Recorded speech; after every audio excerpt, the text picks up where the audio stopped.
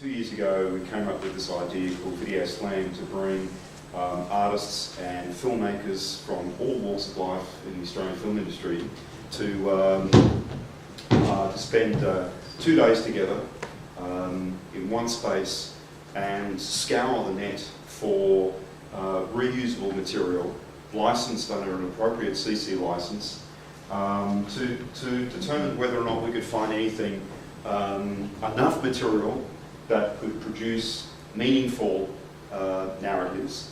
And in the first year, we created a 10-minute video slam piece, divided up the participants into 5 teams that produced 5 individual scenes, 5 individual scripts, 5 directors, 5 camera people, so on and so forth, because we produced new material as well, and that material would be available under an appropriate CC license. So not only were we looking for meaningful material online, was there enough of it online, and were the correct mix, and what were the correct mix of licenses required for us to produce this work, and in that teaching people about these licenses, rights management in general, and a whole raft of other issues that came up through the process. And Elliot sat with us for the 2 days, 48 hours straight, and went through the spreadsheets that we collected from each of the teams. And we ended up with, what was it, 110 correctly attributed samples that were used in the entire 10-minute film. And we're not going to watch it here, because the longest bit of the film is the credits, which in fact was fantastic, but thanks to some volunteers who cranked out the credits, we got every single sample attributed. The second year we tried something different. Second year we got a whole bunch of people, same style of person from various different walks of life. This time we also got people who made commercials. So they were used to working in a very fast-paced environment, but working with huge budgets. So this was very low budget. Again, 2 days, but we came up with a theme, and we split people up into 4 teams again, but they could produce 4 individual pieces. And the theme was basically centred around Melbourne's mayor, John Soe. Now, John Soe is a rather enigmatic figure in that he can't speak English, although he's mayor of one of the largest cities in Australia. He's of Chinese origin, which isn't a problem, which makes him rather curious because he has a very strong Asian community following. But over the recent number of years, his marketing budget has increased and the public works budget has decreased. So he's become a very popular mayor as a result of the significant public funding towards his marketing budget. So we decided to focus on John Soe as our key person to do whatever we did with it. Then the other thing we did was we split up the 2 teams into 2 individual groups. One group was the pirate group, the other group was the non-pirate group. So one group had complete and utter carte blanche to find anything that they possibly could find and create a piece about John Soe. And the other group had to be compliant under CC licenses. So we thought it was important to use satellite images to have the impression that you were in the place and that. And we considered several ways to go about it, and we discovered Google Earth Pro. It can create video, you can create video through it. And so we thought it was a good idea, and it was somewhat easier to do it that way. And actually, well, I had a clip from the Google website. They advertised this system as something media can use. So we thought it's great, we're media, we're going to use it. And then now we're just asking them, okay, can we use this? It's okay, we just want to be sure.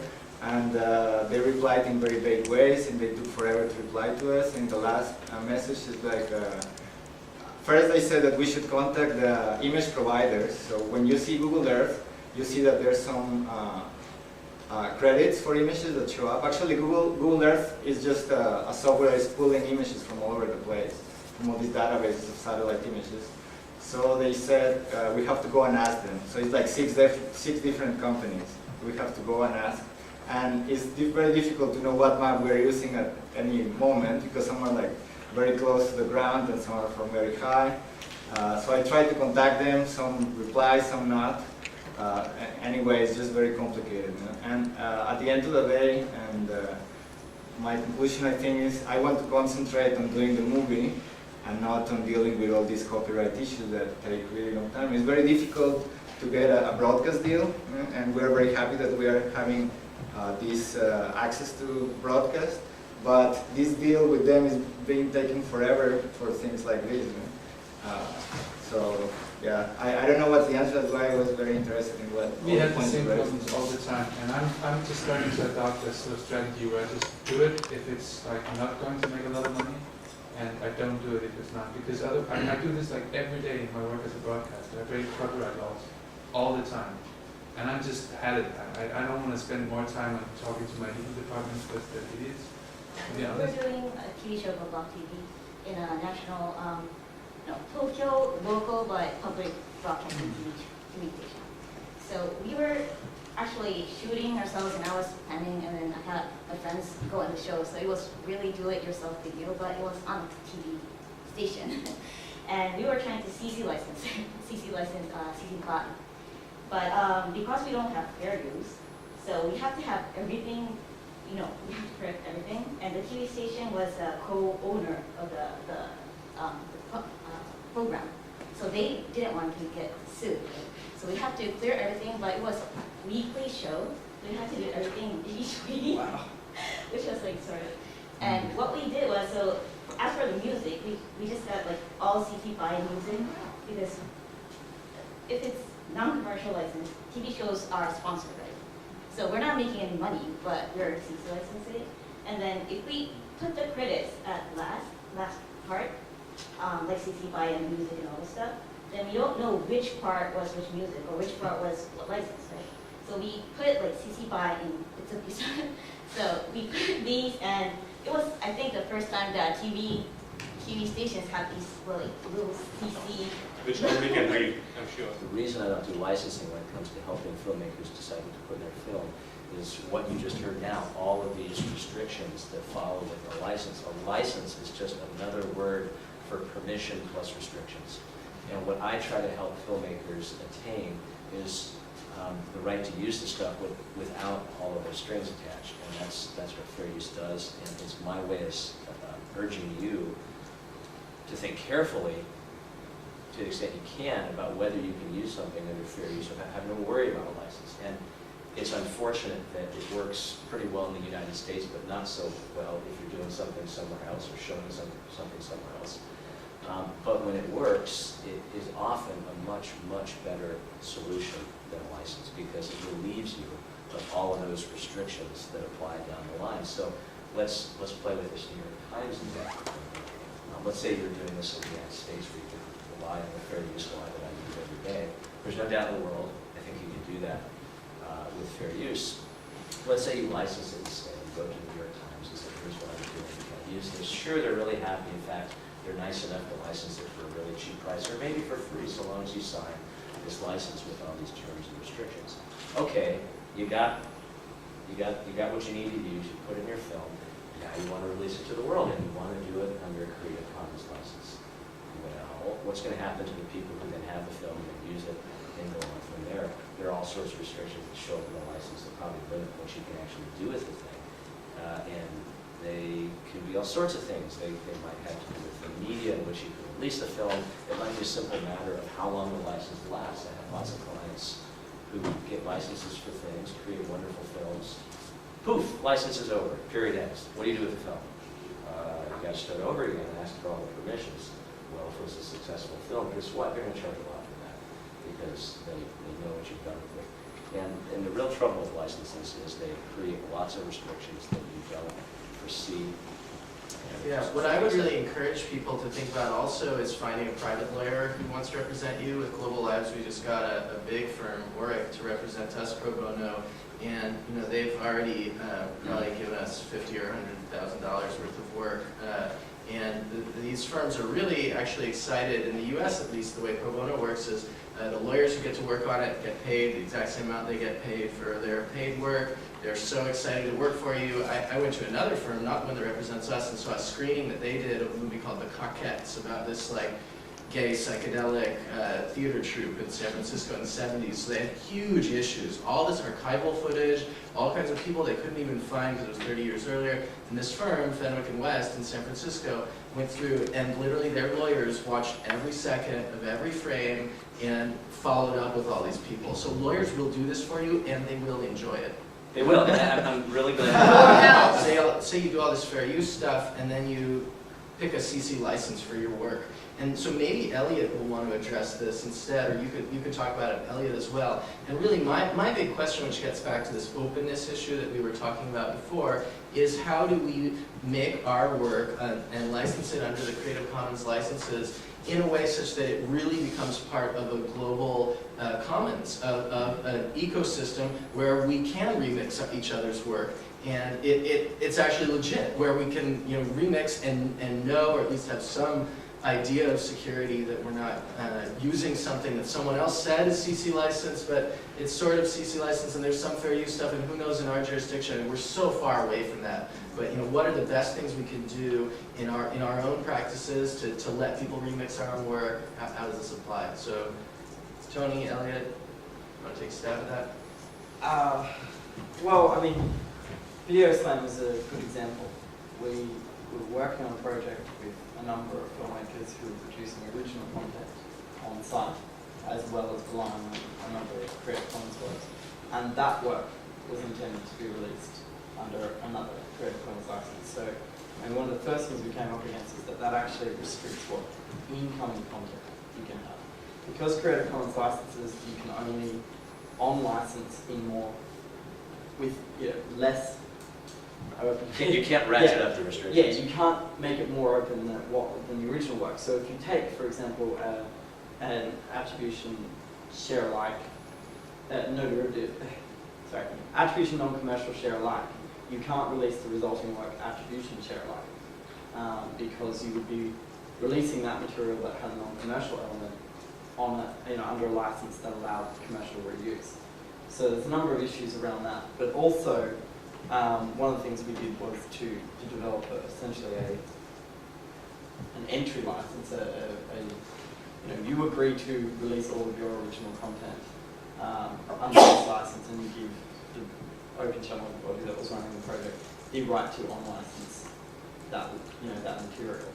I think that's one of the ways to try to go around these issues is that when you are talking to people about getting licenses, that you're upfront about the idea that you want to release it under Creative Commons and you explain to them what that is.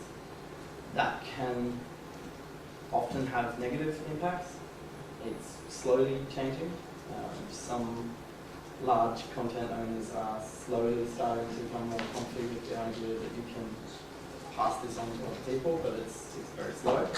But if you can get them to agree to allow you to on-license, that gives you the right to give it to other people after you've put it into your work.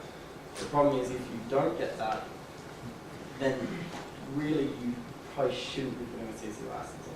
So unless you're using it in a fair use or fair dealing context, which is okay, you can license that work.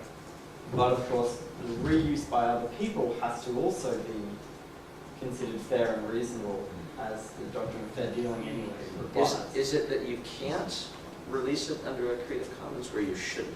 There's a big distinction there in my mind. Can't. If you don't have the rights, you can't release Well, it. but that brings me to the concern I have about permissions culture. Right, exactly. So, I mean, this is another example of licenses, even very generous ones, that come with strings attached. So, let's contrast that to footage you use under fair use. Let's say you have, well, use a New York Times example again, or whatever it is. You have copyrighted content in your work that is used under fair use. And let's say there's just no doubt in the world it's fair use. You can CC license that. I don't think there's anything that stops you from CC licensing that. That's okay, but I, as a third-party user... Yes, now the trouble comes downstream, right? Because you license it and somebody comes along and says, oh goody, it's under a CC license. I can use this and I can chop it up. Well, guess what? You chop it up, you change the context. And as soon as you change the context, the fair use analysis becomes totally different. Unless you're involved in something that's also going to be considered fair. Go ahead. To make sure, you can CC license work that incorporates copyrighted work under fair use, and that CC license will work so long as the work that you're licensing remains whole, doesn't get chopped up and changed and altered. Now, is that... Couldn't you include that in your CC license though, provided it stays whole? Then that's what you'd have to do if you were using context specific. You don't fair have use. to, see, that's the, I mean, Well, of maybe you course- should. But of course, Yeah. though, if you did, though, it would no longer be your Creative Commons license. You could take the Creative Commons license document and add a clause to it. Under the CC license, you can't then call it a Creative Commons license, but people are welcome to adapt our license. Yeah, but people say it's an amendment. But you could essentially place an additional restriction outside of the Creative Commons license. The Appendix. problem is how legally enforceable that is and whether or not there's an obligation for other people to pass that information on. Aren't you just trying to remove Problematic. your risk as the step in the chain to say that I've issued this as this license, however, under the premise that this has been used for fair use, and as long as it's there, then it goes on, and somebody else is better. Henrik, did you want to add something? Yeah, I also think so. In my part of Europe, I think common sense also plays a really large role, and we shouldn't forget that. I think we in the Creative Commons community get a bit obsessive about licenses. And I'm a Creative Commons evangelist, and I really believe in this project, but I tend to forget it sometimes, because you have to, if you want to get somewhere with your filmmaking. And so we had a lot of content that was cleared for TV use in Denmark only, but we wanted to put it up online, and we didn't really know, so we spoke to a couple of lawyers that said we could probably do it, and it would qualify as fair use in the US. But what we did was using the non-commercial license, because then nobody could take, say, a clip from Gnarls Barkley and put it out on whatever commercially and say, oh, we got it from them, and they were using the Creative Commons attribution license, so we can. Like, there's starting to be people speculating in this kind of stuff, the Virgin case, for example. And maybe that's a good point. I don't know, I mean, I'm not a legal person, but I think that makes sense for us. Yeah, I mean, that's a really important point. You know, there's this sort of idea that you could maybe use a CC non-commercial license and as such insulate yourself from these issues because you're fair use, if it's non-commercial, maybe that makes it more clear that you're not going to have someone else misinterpret that you have rights to really use this for whatever. And then we wanted to release the edited versions of what's the word, raw material under a more permissive license. Because I'm all for permissive licenses, I just don't want to end up spending half a year and a lot of money on it. Yeah. Well, I think what you can do with the work is make it really clear that all of the original parts of the work are under a certain license, and then the other stuff. I mean, so what I want to do in these last 2 minutes we have is really enumerate some lessons here. I just put up 3 here. One is be transparent in your use of fair use or licensed work. So, and I think that really means do it in a searchable way. So it's not just in your credits. And it's like on your website, or it's in your YouTube metadata, or it's somewhere that people can find and read and then copy that. And also, just make that really clear. And also, when it's in your credits, make sure your credits don't go by so fast that no one's ever going to be able to read it. I mean, I see that all the time. Or that when you post the YouTube version, if that's the main version you're posting, that the font's readable in that little YouTube window. But then I also threw out be open with all subjects and licensors, is that the right word? That you're going to use the CC license. Yes, licenses. And then, use common sense. But do we have any other sort of lessons from this? I mean, there seems to be this overarching issue of there is a lowest common denominator globally of these practices, that we need to figure out what it is, and that needs to be our best practice. And we should just figure out a way to say, this is in the same way that we have what is a free cultural work. This is really, you can really reuse this.